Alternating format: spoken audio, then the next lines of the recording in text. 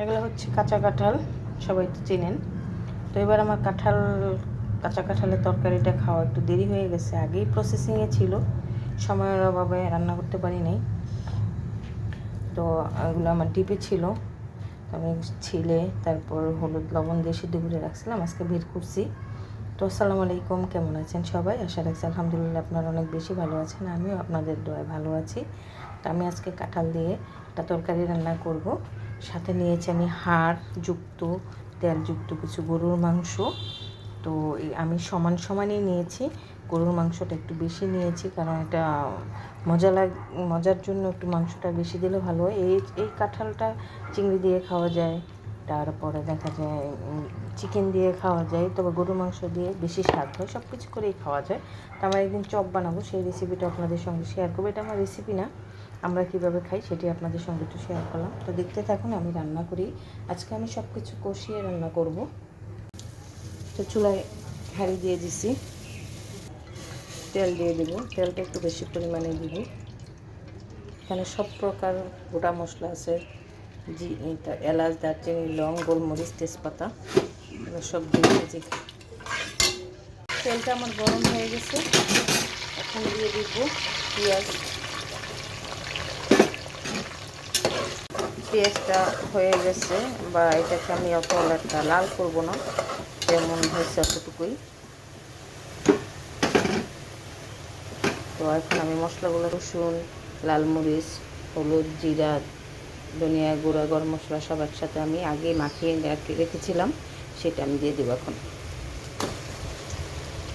এভাবে মাখায় কিছুক্ষণ রেখে দিলে, যেহেতু আমরা বেটে খাই না, তো এই মশলাগুলো যদি আমরা মাখায় কিছুক্ষণ রেখে দিই, তাহলে মানে তরকারির স্বাদটা অনেক সুন্দর হয়, ভালো লাগে খেতে। মাংসের বা চিকেন খিচুড়ির কালার অনেক সুন্দর হয়, কালারটা অনেক সুন্দর হয়। তো স্পেশাল কিছু রান্না করতে গেলে এইভাবে মাখাই আমি রান্না করি। তো মশলাটা কষানো হোক, দিয়ে দিচ্ছি কিছু কাঁচামরিচ। আমি করো মশলা কষানো শেষ, এখন আমি মাংসটা দিয়ে দিব।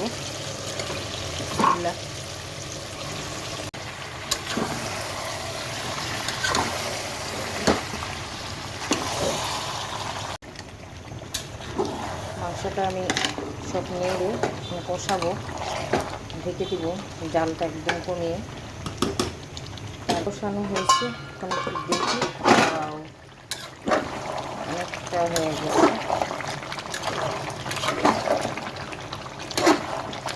মাংসটা সিদ্ধ হয়ে গেছে, এখন আমি কাঁঠালের এগুলো দিয়ে দেবো। একটু ঝোলে কাঁঠালগুলোর ভিতরে মশলাগুলো ঢুকবে না, ভালো লাগবে না।